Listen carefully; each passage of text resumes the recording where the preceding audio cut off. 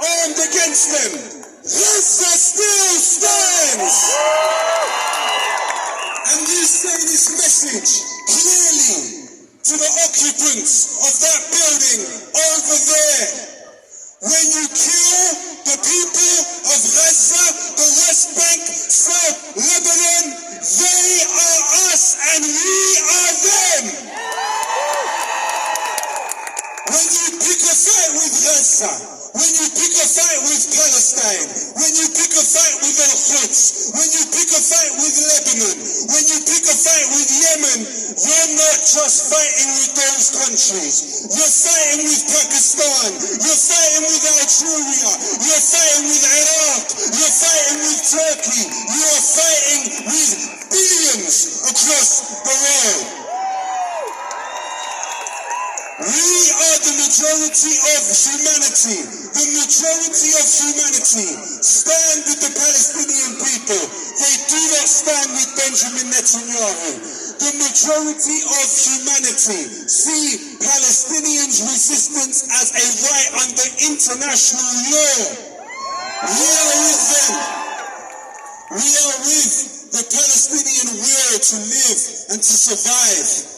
And what we have to remember in this country is that when two women are sniped by the Israeli military in a church in Gaza, the components for that sniper rifle were provided by the British government. Sniper rifles have been sold by this country to Israel. When you look at the Apache helicopter, which bombs ambulances in Gaza, let me tell you, it's not simply a case of that Apache helicopter coming from a US arms company. No. You have the radar systems, the navigation equipment, the fire control systems, and even the engine assemblies are made in Britain by British companies. You look at the F-35 that Israel uses to bomb Gaza. There are 100 companies in this country, based in this country, that work on the F-35, that provide components for that contraption. From BAE Systems to Rolls-Royce to GE Aviation. And what about the F-16? The fearsome F-16, which has failed to subjugate the people of Gaza.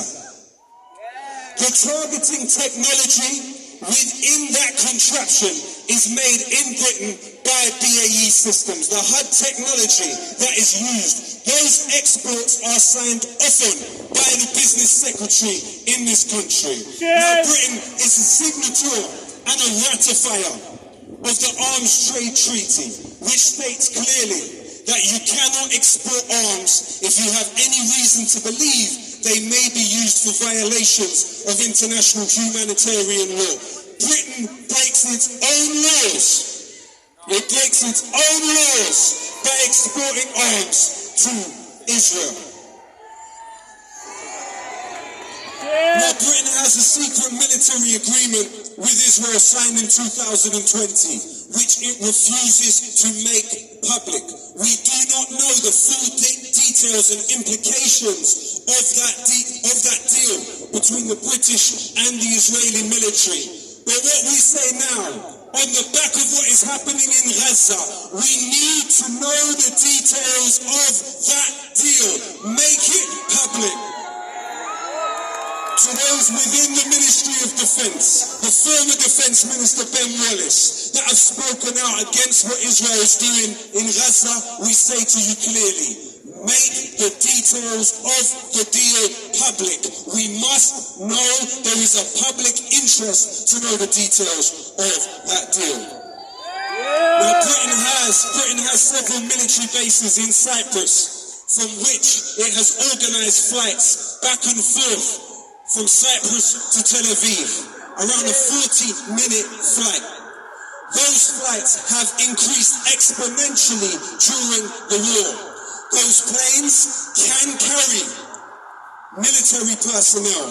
Those planes can carry military equipment. Why has Britain had flights back and forth from its military bases in Cyprus to the occupier entity. Right, explain that to us. On a daily basis, for the first month or two of the war, this was happening.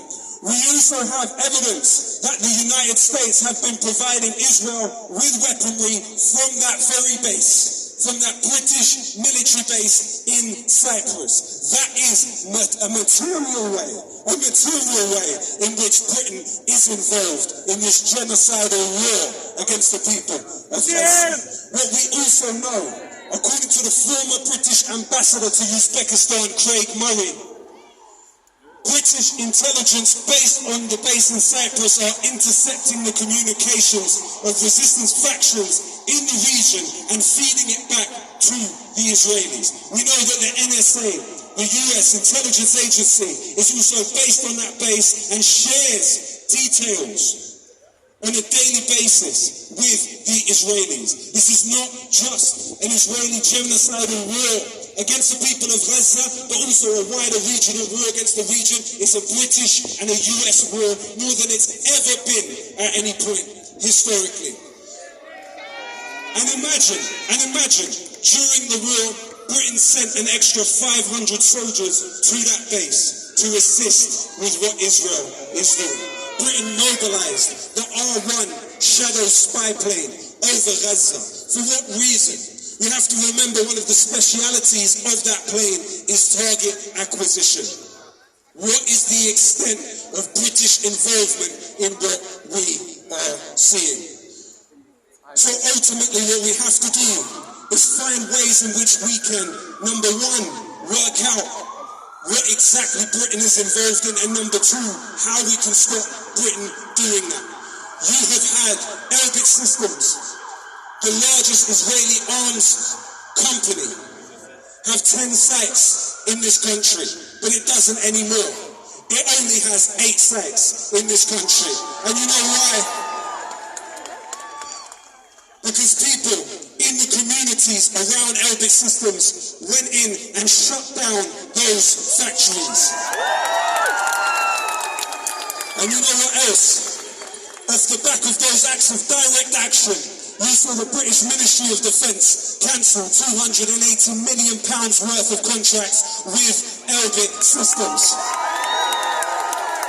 We have a moral and legal obligation to shut down Israeli arms companies active in this country today, now, as soon as possible.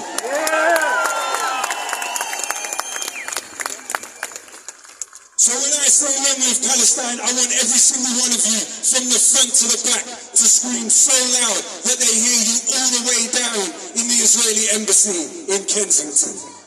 This is for Palestine, Ramallah, West Bank, Gaza. This is for the child that is searching for an answer. We shall continue to replace them with laughter. Long live Palestine! Long live Gaza! Long live Palestine!